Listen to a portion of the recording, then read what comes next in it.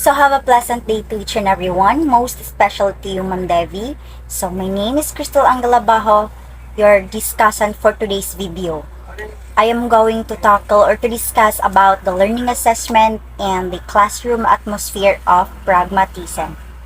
So inside the learning assessment, first, we have here pragmatic teachers are convinced that when knowledge is applied to real life, there is a deeper understanding of concepts. So it means that pragmatic teachers hold that knowledge is fallible and that the beliefs we have are subject to doubts. Fallible means likely to fail or to make errors.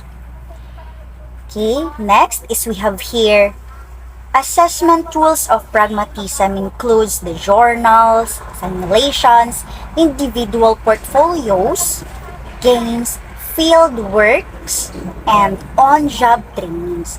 So, you are familiar already with journals in which it is an online collection of academic publications. The simulation or the deception, which it is the imitation of a situation or a process. The individual portfolios is usually to represent a portable showcase of the student's talents. Next is we have here the games. Of course, it is a form of play or a sport. Field works, it is a practical work conducted by a researchers because here in school we are already conducting research individually. So last but not the least, we have here the on-the-job trainings. It is a way of giving a direct instructions or a hands-on experiences of the student teachers in pragmatism. So next is we have here the pragmatic teachers use active project-based learning strategies in the classroom and focus on topics relevant to students' lives. So which means that in pragmatism, it has that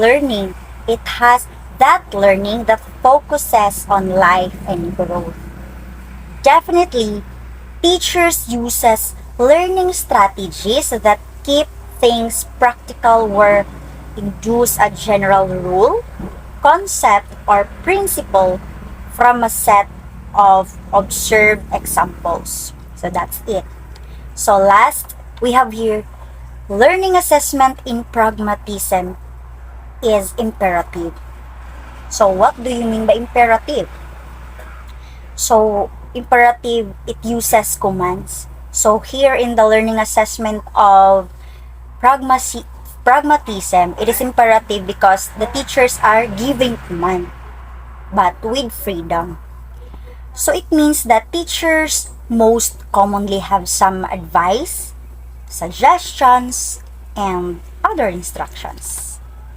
So, let us proceed to the classroom atmosphere in pragmatism. So first, a pragmatic classroom is a very learner-friendly and democratic, as I have said earlier. So it means that students are encouraged to take ownership over their classroom and learning. And students in pragmatic classroom, display more on-task behavior and improve mood and focus. That's why a pragmatic classroom is very learner-friendly and democratic. Next is we have here teachers and learners define the rules and procedures in the classroom. Absolutely. Through this, it enables the learners to explore and use creativity, and it gives them a real-life task and problems that needs to be solved. Yes. So third is we have here, the atmosphere of a pragmatic classroom is also collaborative for both teachers and learners rather. And of course, it is establishing and maintaining rapport. So when we talk about rapport, it is a close and harmonious relationship with other people or groups concerned with each other. So in a classroom atmosphere, it Pragmatism ensures to students and the learners that they will fully involve in the learning activities without any force.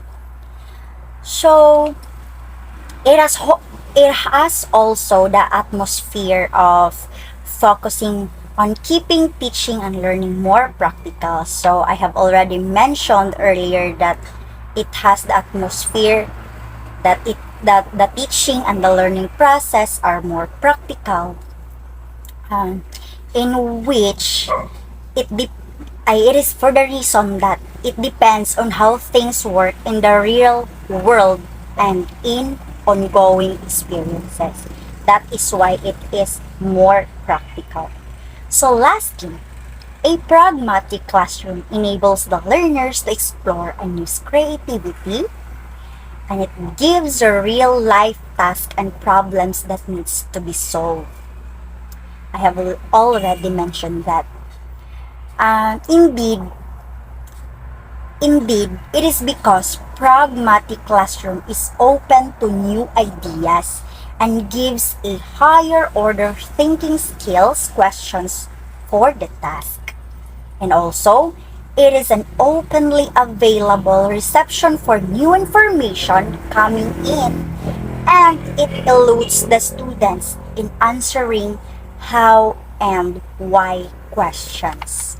So that would be all for the learning assessment in the classroom atmosphere. So thank you so much for watching.